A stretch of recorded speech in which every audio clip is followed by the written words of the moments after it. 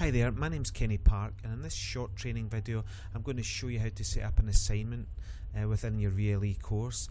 This will allow your students to upload any work, any digital file, and you to mark that file and also comment on it. So we're within a course, and of course we've got editing turned on, and I'm just going to scroll to the bottom of the course just now, and in this area here under assignments we're going to then select add an activity or resource. So we'll click on that just now, and you'll see that it's the first one at the top here. And what's also useful on the right hand side here, you'll see some information about what's involved in the assignment. So we'll click on add, and we're then prompted to give the assignment a name. So we'll call this one Learning Outcome 1.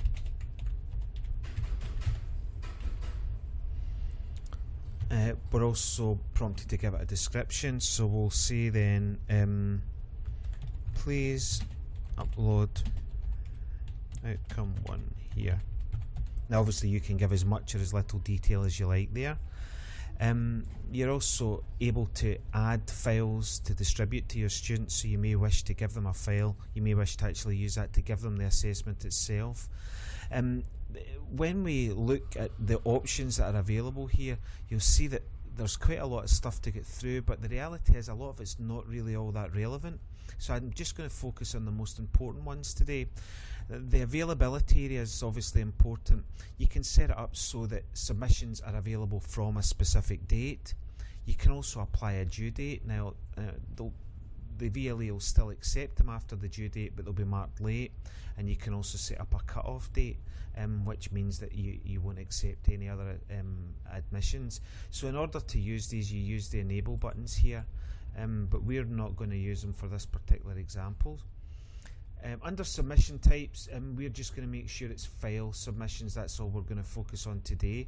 All of this area here is to do with students submitting voice recordings, video recordings and photos. We don't need to worry about that today.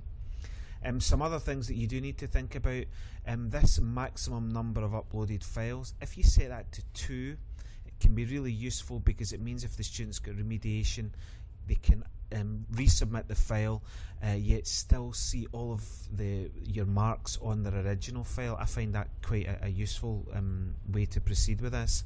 Just be careful with the maximum submission size, that make that big enough.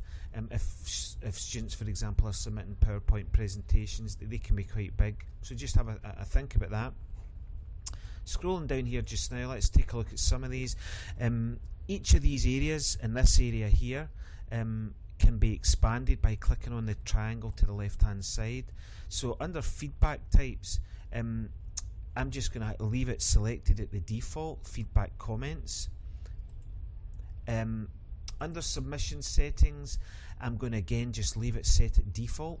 I'm not going to make any changes here. We're not going to bother about groups. One thing I did want to talk about is notifications. If you want your students to know that there is a submission due, and that you've taken that work and marked it, if you leave that set at yes, they'll be sent an email. So again, it's something that's perhaps worth thinking about. Turnitin plagiarism settings, I'll open that up just now. I'm not going to discuss that in this video. We've already done a detailed video on how to set up Turnitin for the VLE. Really useful tool, and something that you should consider taking a look at. You can apply and set up your own grading. So here it's set at point, but of course you could have it set at scale, and you can see there a whole load of different options: pass fail, see comments, a whole load of different options there. We'll just go back to the default setting there, which is at point. Common module settings we don't need to worry about.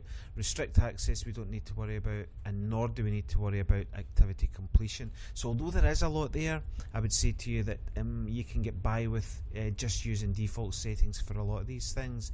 Once we're happy that we've got all of this organised, all we need to do is click save and return to course, which I'm going to do just now. And you'll see that if we scroll to the bottom of the page, there's the outcome there.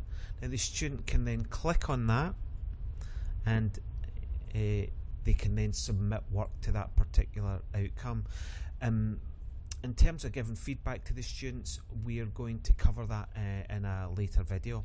Thanks for your time today.